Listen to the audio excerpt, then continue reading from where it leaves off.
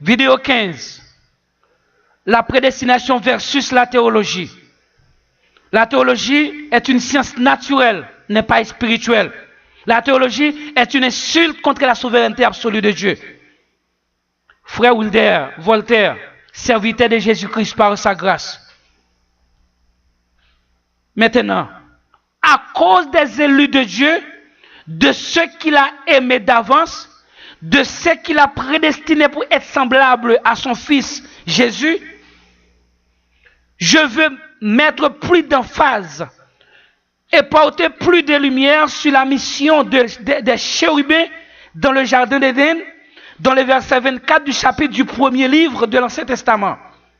C'est ainsi qu'il chassa Adam et il mit à l'orient du jardin d'Éden des chérubins qui agitent une épée flamboyante pour garder le chemin de l'arbre de vie.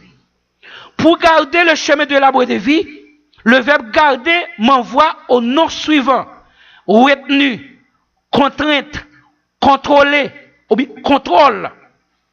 Ces mots produisent les idées suivantes: obstacle, contrôle de la pensée. Ces idées donnent naissance au mot suivant: interdiction, restriction, limitation, l'enfermement. En anglais, il y a ce qu'on appelle option choice, qui veut dire il n'y a pas d'autre élection ou d'autre choix. Pas de mot, pas de choix ou zéro option. Telle est la caractéristique de base du chemin de l'arbre de vie.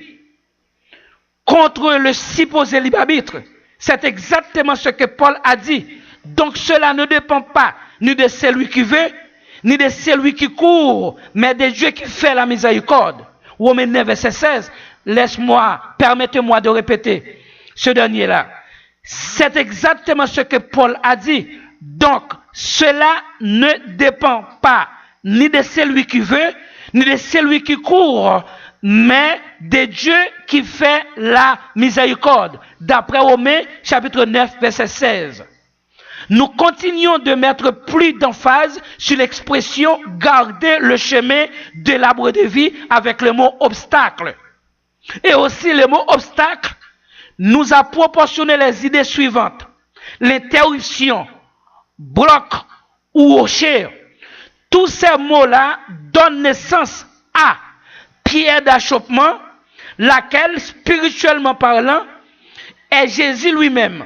Comme le prophète Ésaïe l'eut déjà annoncé en disant: il dut être un sanctuaire, mais aussi une pierre d'achoppement et un rocher de scandale.